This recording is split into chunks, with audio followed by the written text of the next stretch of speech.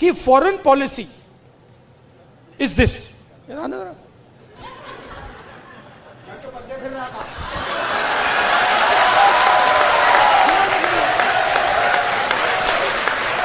अब पता नहीं किसने डाला, कहां से घुसा कि भाई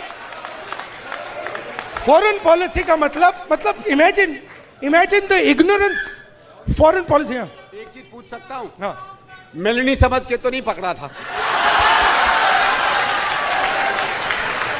I have not reached there yet.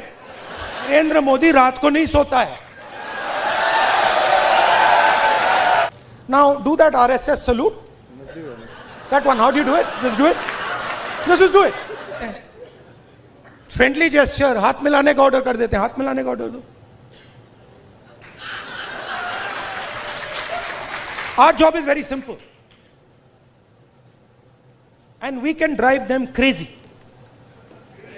इनको हम मतलब पागल कर देंगे।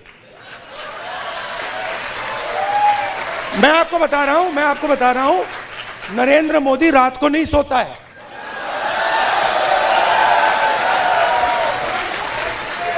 उसके अलग अलग कारण है। उसका एक ऑब्वियस कारण है और उसके बहुत सारे हिडन कारण भी हैं।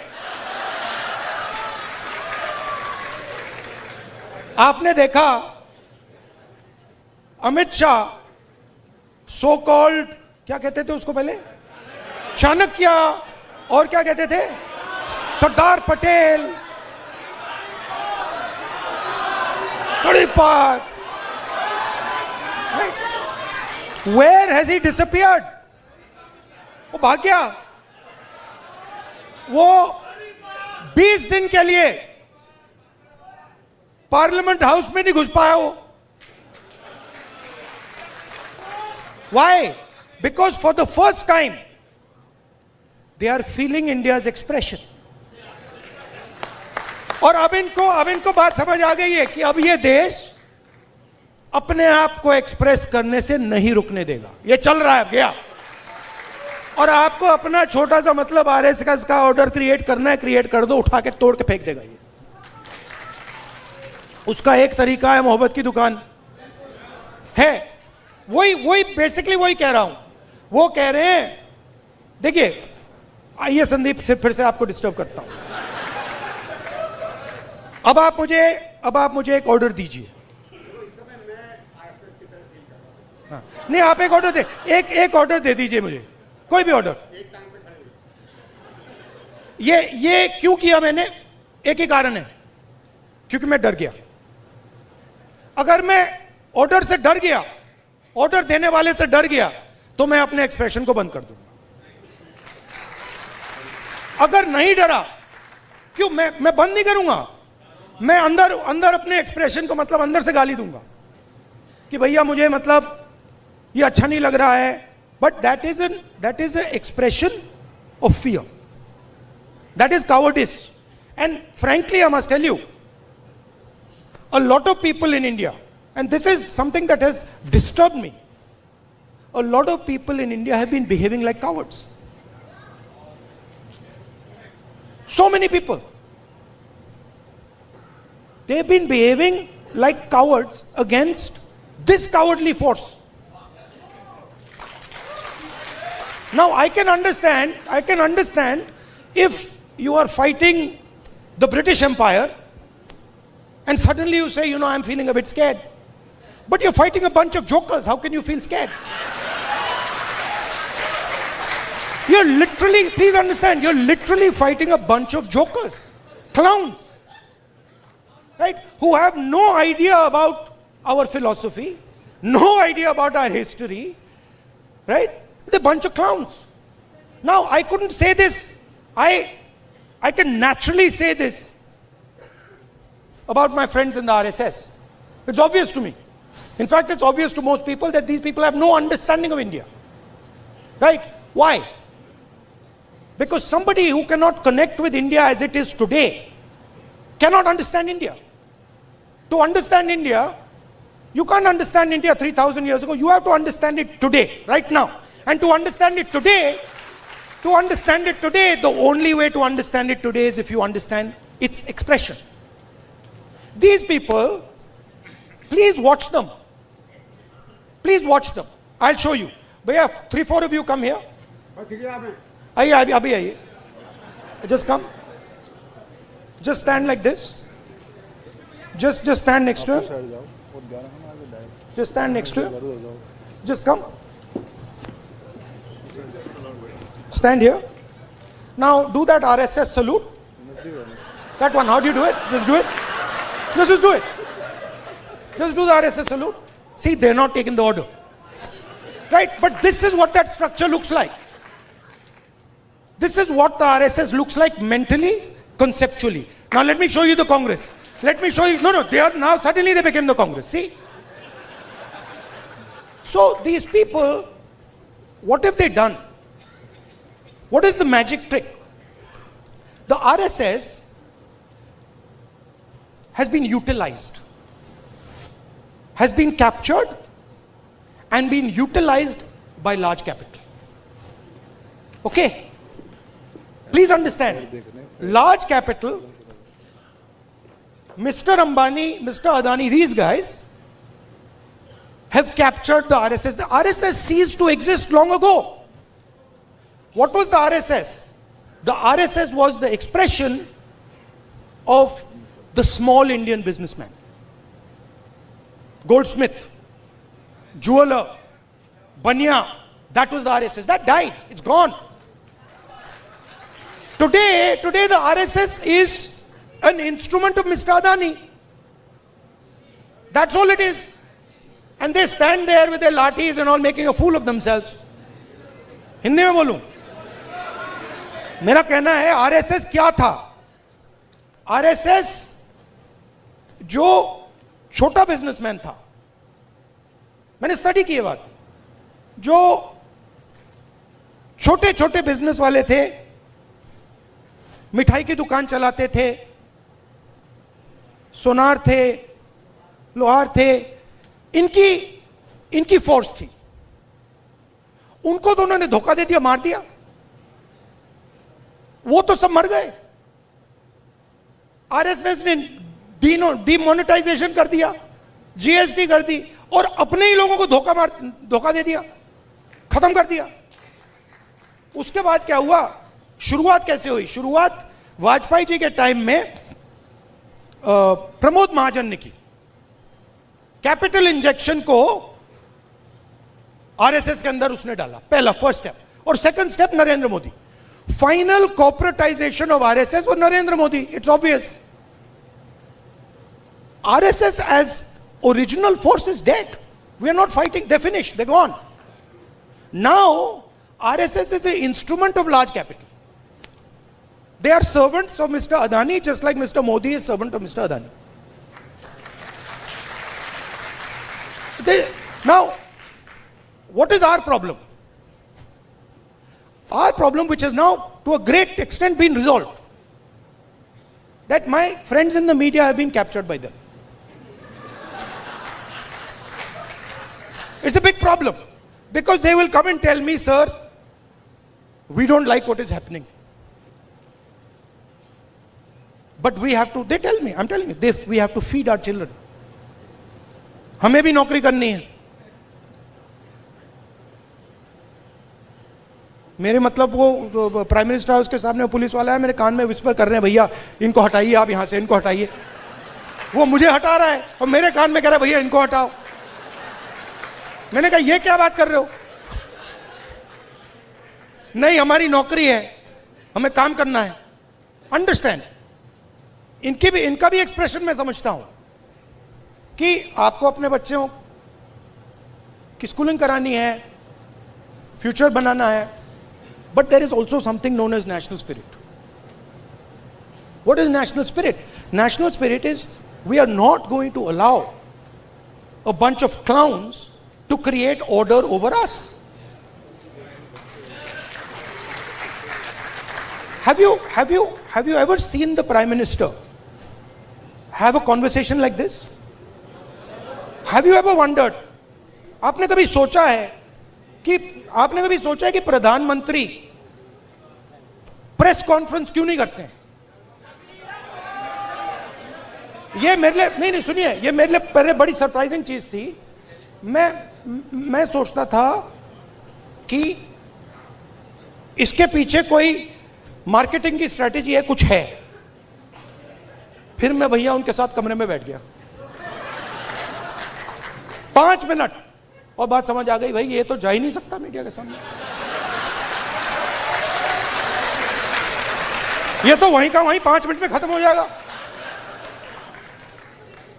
रियलिटी है, मैं आपको रियलिटी बता रहा हूं।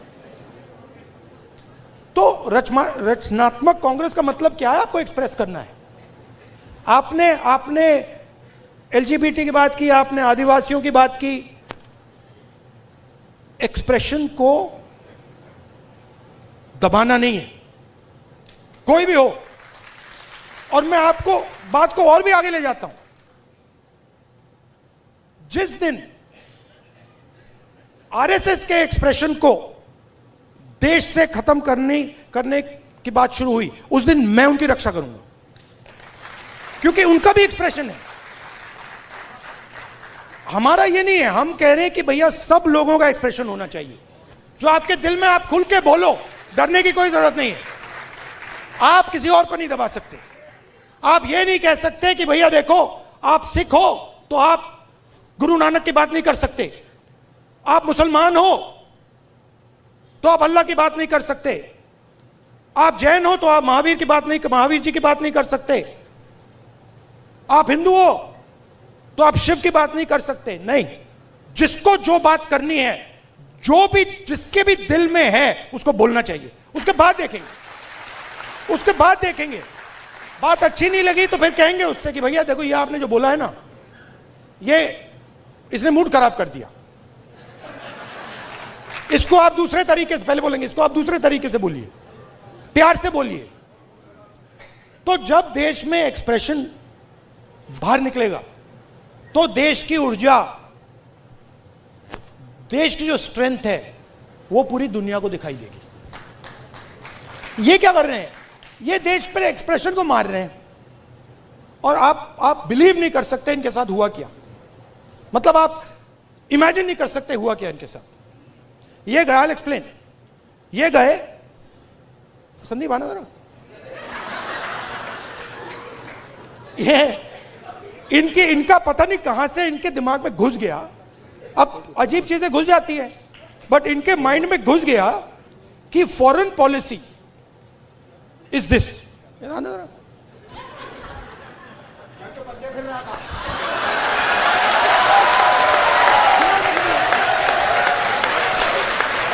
अब पता नहीं किसने डाला, कहां से घुसा कि भाई फॉरेन पॉलिसी का मतलब imagine the ignorance. Foreign policy. एक चीज पूछ सकता हूं? हाँ, मेलनी समझ के तो नहीं पकड़ा था? I have not reached there yet. But पता नहीं कहां से घुस गया कि फॉरेन पॉलिसी का मतलब नेताओं से गले लगना। मैं छोटा था,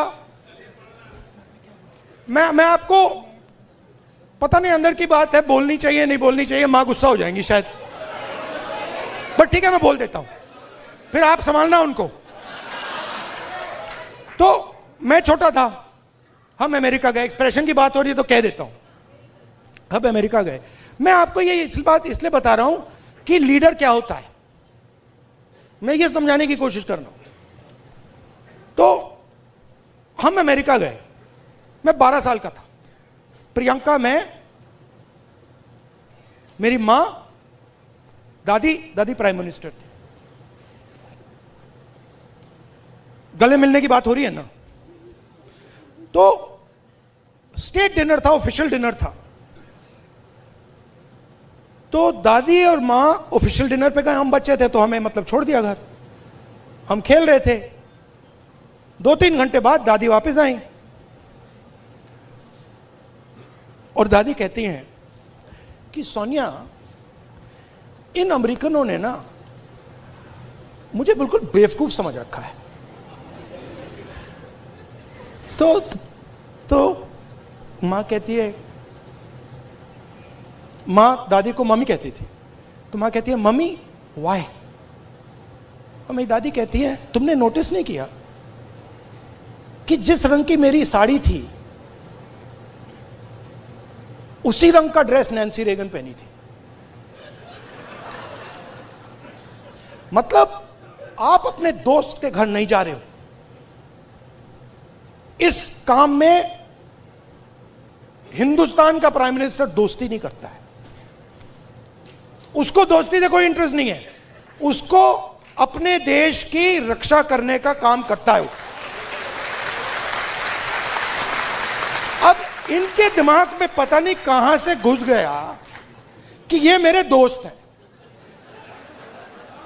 वो गले लगने लग गए। थोड़ी देर बाद हो जाता है कि भैया ये मेरा दोस्त है, गले लग लिए 3 बार, दोस्त होगा, वो पीछे से पकड़ लिया उन्होंने। हाँ, वो 2 मिनट में देखो, ये सोच रहे कि मेरे बड़े फ्रेंड हैं, है ना, ये सोचे मेरे बड़े फ्रेंड हैं, ये मैं अपने आप को इनका फ्रेंड नहीं मानता हूं, तो ये आ रहे गले मिलने, मैं आ रहा हूं गला पकड़ने। और मैं आपको बता रहा हूं, नरेंद्र मोदी को 2 मिनट में लपेट लिया। अब इमेजिन हुआ क्या, इमेजिन हुआ क्या, एक साइड ईरान में युद्ध होता है,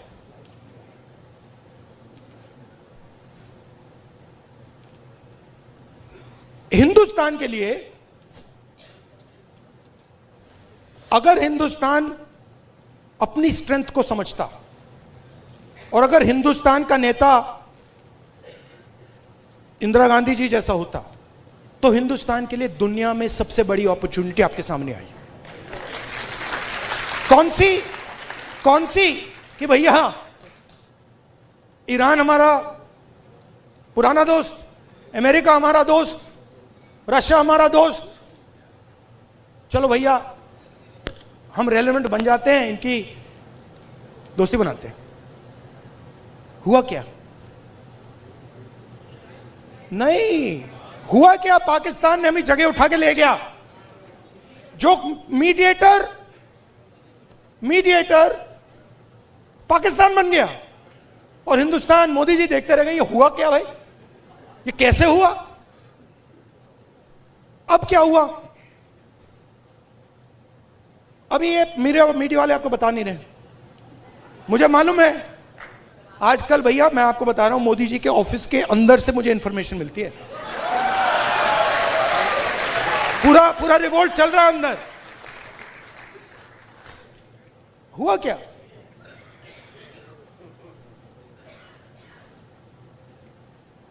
हमारी पेट्रोलिंग एरिया में चाइना ने अरुणाचल में हमें पेट्रोलिंग करने से मना कर दिया कि भैया हाँ ठीक है, वो सब बात ठीक है, ये आपकी जमीन है, मगर आप यहां पेट्रोलिंग नहीं कर सकते। राजनाथ सिंह जी, अमित शाह जी और नरेंद्र मोदी जी की हवा निकल गई है। वो क्या कर रहे हैं? ऑपरेशन अभी चल रहा है, सारे मीडिया के एडिटर्स को कॉल कर रहे हैं कि भैया ये बात आप अपने अखबारों में मत डालो, छुपाओ।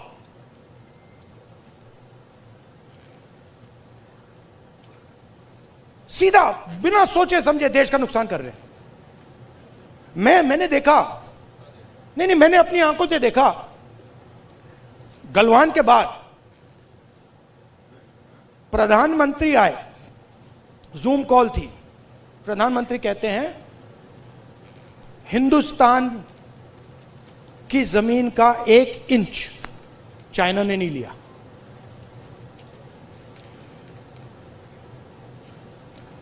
उसके बाद आर्मी कहती है कि भैया हिंदुस्तान की जमीन तो ले गए। आप सोचिए, चाइना को मैसेज किया गया, चाइना के नेगोशिएटर्स ने हमारे नेगोशिएटर से कहा कि आप क्या बकवास कर रहे हो, आपके प्रधानमंत्री ने बोला हमारी आपकी जमीन नहीं गई। फैक्ट बोल रहा हूं आपको। आर्मी कह रही है कि भैया हमारी जमीन गई, चाइना का नेगोशिएटर कह के आप बकवास कर रहे हो, तुम्हारा तो प्रधानमंत्री कह रहा है नहीं गई है। जाके उनसे बात करो। तो इन्होंने इंटरनली देश को खत्म कर दिया है, फॉरेन पॉलिसी उड़ा दी है, और सारा का सारा काम अपना जो पॉलिटिकल स्ट्रक्चर है उसको फाइनेंस करने के लिए, अदानी जी का पैसा लेने के लिए ये उन्होंने किया है। अब ठीक है, पहले क्या था, मूड खराब था, आप लोगों में भी मूड खराब था, मेरे पास लोग आते थे, भैया ये कब होगा, कब खत्म होगा, कब खत्म होगा, इसमें तो 10 साल लग जाएंगे। अब तो नहीं बिलीव करते ना, है ना, अब तो हो गया ना। हाँ। क्योंकि अब कांग्रेस पार्टी, ऑपोजिशन, सबका एक्सप्रेशन चालू है, अब नहीं रुकने वाला वो क्या। हाँ, thank you, tata, good bye. और मैं आपको बता रहा हूं, आप लिख लो, जिस दिन तक नरेंद्र मोदी अपना इस्तीफा नहीं देंगे, अमित शाह नहीं हटेगा, उस दिन तक नरेंद्र मोदी और अमित शाह नहीं सो पाएंगे।